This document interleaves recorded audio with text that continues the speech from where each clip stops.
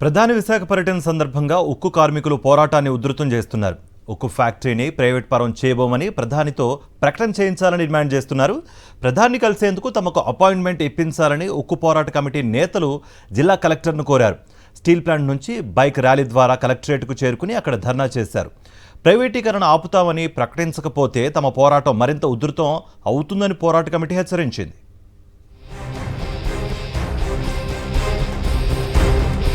ప్రధాని నరేంద్ర మోదీ తన పదవీ కాలంలో మూడోసారి విశాఖ నగరానికి వస్తున్నారు. 8వ తేదీన ఆయన విశాఖ రైల్వే జోన్ కు శంకుస్థాపన చేస్తారు.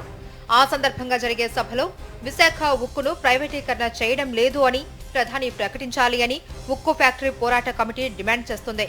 విశాఖ ఉక్కును స్టీల్ అథారిటీ ఆఫ్ ఇండియాలో విలీనం చేయాలి అని, తమ ఉక్కు ఫ్యాక్టరీకి సొంత గనులు కేటాయించాలి అని కార్మికులు డిమాండ్ చేస్తున్నారు. 8వ తేదీన ప్రధాని కలిసే అవకాశం ఇప్పించాలి అని ఉక్కు పోరాట నేతలు కోరుతున్నారు. ఉక్కు ఫ్యాక్టరీ నుంచి కలెక్టరేట్ వరకు బైక్ ర్యాలీ నిర్వహించిన కార్మికులు కలెక్టర్ కార్యాలయం దగ్గర ధర్నా నిర్వహించారు. విశాఖ ఉక్కు ఫ్యాక్టరీని ప్రైవేటీకరిస్తామని కేంద్రం ప్రకటించినప్పటి నుంచి అంటే 1426 రోజుల నుంచి ఉక్కు కార్మికులు పోరాటం చేస్తూనే ఉన్నారు. ఎప్పటికప్పుడు ప్రైవేటీకరణ జరగకుండా చూస్తాము అని నోటి మాటగా హామీలిస్తున్నా ఉక్కు ఫ్యాక్టరీని రోజురోజుకి నిర్వీర్యం చేస్తున్నారు. కూటమి నేతలు ఎన్నికలప్పుడు ఉక్కు ఫ్యాక్టరీని కాపాడుతామని హామీ ఇచ్చారు. కానీ ఇప్పుడు మాత్రం కేంద్రం అడుగులకు మడుగులు ఒత్తుతున్నారు.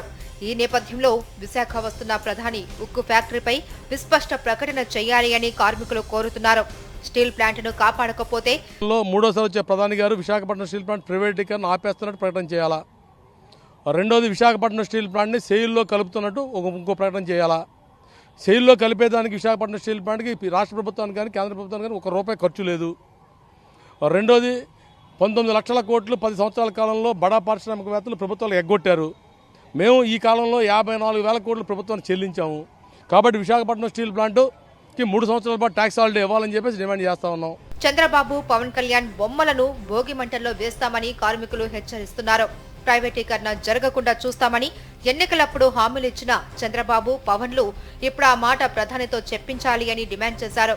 దశాబ్దాలుగా ఉన్న ప్రభుత్వ ఉక్కు ఫ్యాక్టరీని కాదు అని ఇప్పుడు పెట్టబోతున్న మిట్టల్ ఫ్యాక్టరీకి ఉక్కు గనులు కేటాయించాలని అనుకోవడం దుర్మార్గమని పోరాట కమిటీ నేతలు మండిపడుతున్నారు. నిన్నగాక మనం పెడుతున్నటువంటి మిట్టల్ స్టీల్ ప్లాంట్కి మైన్స్ కేటాయిస్తామని చెప్పి అంటున్నారు. ఈ రోజున గత 30 సంవత్సరాలుగా ప్రభుత్వ రంగంలో ఉన్నటువంటి విశాఖపట్నం స్టీల్ ప్లాంట్కి మైన్స్ కావాలని చెప్పి మేము గొడవ పెడతా ఉన్నాం. విశాఖపట్నం స్టీల్ ప్లాంట్కి మైన్స్ కావాలని చెప్పేసి పెద్ద ఎత్తున గొడవ జరుగుతూ ఉంటే విశాఖపట్నం స్టీల్ ప్లాంట్ కాదని మిట్టల్కి మైన్స్ కేటాయిస్తామని చెప్పి అన్న ఎంత దుర్మార్గం అనేది మీరు ఆలోచన. మొత్తం మీద ప్రధాని రాక సందర్భంగా ఉక్కు కార్మికులు తీవ్ర స్థాయిలో ఆందోళనకు సిద్ధమవుతున్నారు. ఆంధ్రుల హక్కుగా పోరాడి సాధించుకున్న విశాఖ ఉక్కును కాపాడుకోవడానికి విశాఖ ప్రజలు, ఫ్యాక్టరీ కార్మికులు పెద్ద ఎత్తున పోరాటానికి రెడీ అవుతున్నారు.